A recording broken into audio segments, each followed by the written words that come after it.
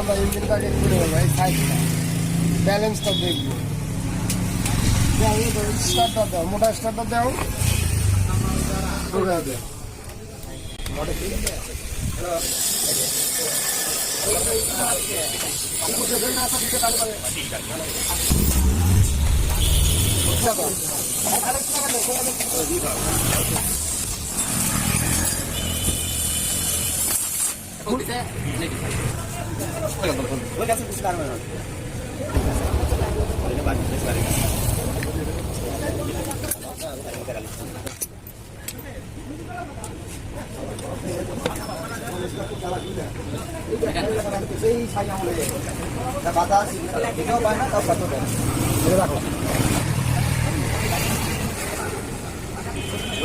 চেষ্টা চালা চালা বাইরে যাতে আমি না বুঝতে পারি কি আমাদের দেখা চলছে বাচ্চা আছে বাইরে এলাকার বাইরে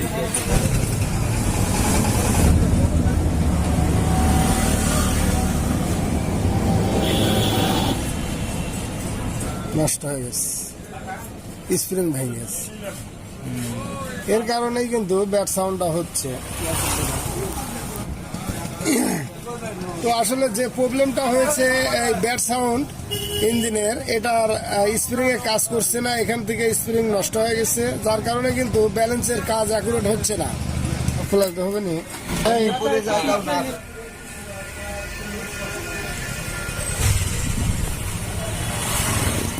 ব্যালেন্সের এই কাজ হচ্ছে না, এরকম ঘুরতেই থাকছে।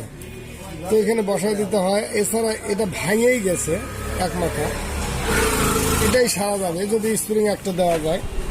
তো আমরা ব্যালেন্স প্রিমিয়ামের স্প্রিং ভাঙায় আমরা এটাই লাগাবো যদিও।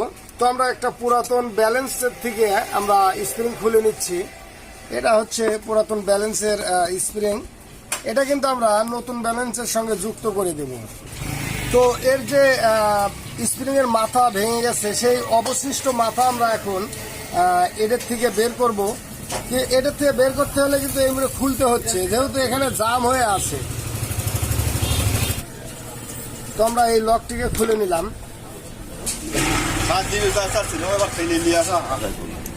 এতদিন ঘুরিয়ে কাজকে অর্ডার দিচ্ছে কোনো বালি লেব না। তো এটা ছিল ভাঙা, যেটা 1 মাস ধরে ঘুরিয়ে এবার আমরা যে পাশ থেকে আগে খুললাম এই পাশে আগে লাগিয়ে দেবো। 4700 চালাই ঠিক এইভাবে আমরা এই বসায় দিলাম, একটা প্রিমিয়াম আগে লাগিয়ে নিচ্ছি। যে পাশে লাগালাম এই পাশে আমরা সেটিং করে দিচ্ছি, তারপরে আমরা এই পাশে কাজ করব। এভাবে লাগিয়ে দিলাম। এবার আমরা এই পাশে যে এটা ভেঙে গেছিল, আমরা এই স্প্রিংটা আবার লাগাবো এই পাশে।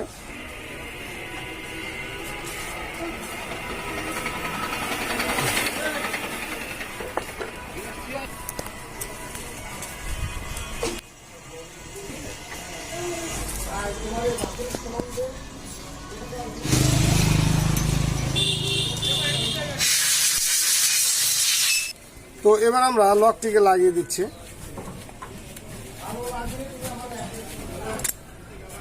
ঠিক এইভাবে এখন কিন্তু স্প্রিং পূর্ণাঙ্গভাবে কাজ করতেছে। তো এইভাবে এখন আমরা লাগিয়ে দেবো। তো এইভাবে যদি কাজ করা যায়, যদি পুরাতন ব্যালেন্স থাকে, তাহলে নতুন ব্যালেন্সের যদি একটা স্প্রিং ভেঙে যায়, তাহলে কিন্তু আমরা এইভাবে লাগিয়ে দিতে পারি। এতে করে কোনো পার্শ্ব প্রতিক্রিয়াও নেই, সাউন্ডটাই ভালো হবে। যেহেতু এখানে তো প্রিমিয়াম খাওয়া নেই, এই জন্য আমরা কিন্তু মডিফাই করলাম পুরাতন স্প্রিং দিয়ে।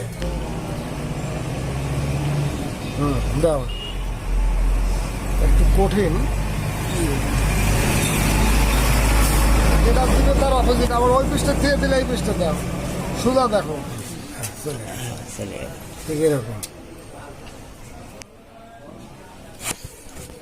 তো এখন যেটা করতে হবে সেটা হলো এই ব্যালেন্স প্রিমিয়ামটার যে এখানে চিহ্ন আছে, এই চিহ্নের জায়গায় রাখতে হবে। এছাড়া ক্যানশেফটের যে এখানে চিহ্ন আছে, এই চিহ্নর এখানে রাখতে হবে। এই দুটো চিহ্ন কিন্তু অ্যাকুরেট রাখতে হবে, এটা আর পাশে এটা। নিচ্ছি ওয়াশারটি যাতে পড়ে না যায় কাজ করতে গেলে। এখন আমরা ব্যালেন্সটিকে সেটিং করতে যাচ্ছি।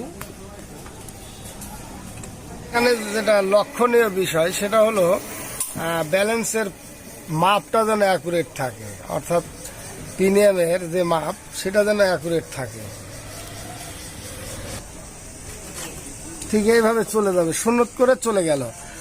অর্থ হচ্ছে এই যেহেতু স্পোক, এখানে একটু স্ক্রুড্রাইভার দিয়ে যে জায়গায় মিল না থাকে আমরা যদি একটু মিল করে দেই তাহলেই কিন্তু আস্তে আস্তে পৌঁছে যাবে। ঠিক এইভাবে এখন কিন্তু ব্যালেন্সের মাপটা অ্যাকুরেট আছে। এখানে ব্যালেন্সের মাপ যে চিহ্ন আছে এখান থেকে মাপ অ্যাকুরেট হয়ে গেছে।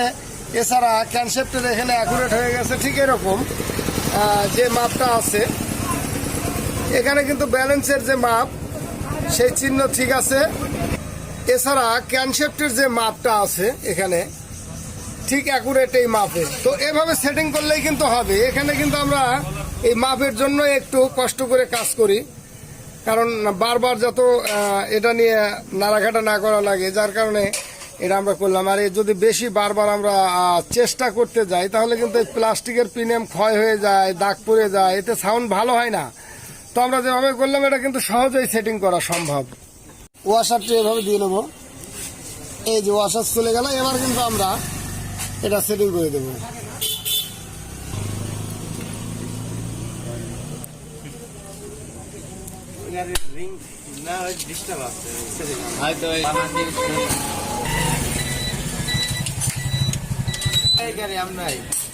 ক্লাস চেম্বার যখন লাগাবে তখন কিন্তু এটার দিকে লক্ষ্য রাখতে হবে। এটা ছাড়া কিন্তু মোবিল পাবে না ইঞ্জিনে, বা ইঞ্জিন মোবিলটা সার্কুলার হবে না, এদিকে লক্ষ্য রাখতে হবে।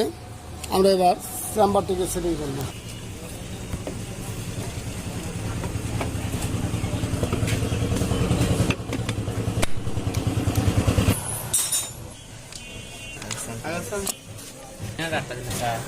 না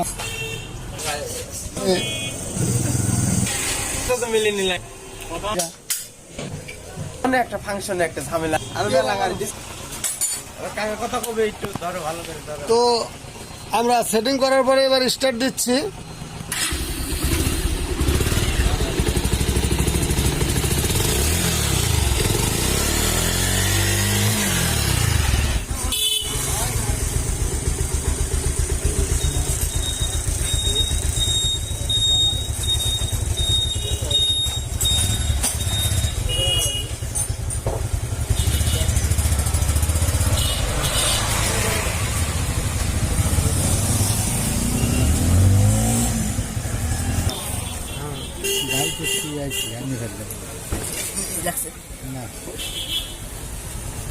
ঠিক আছে।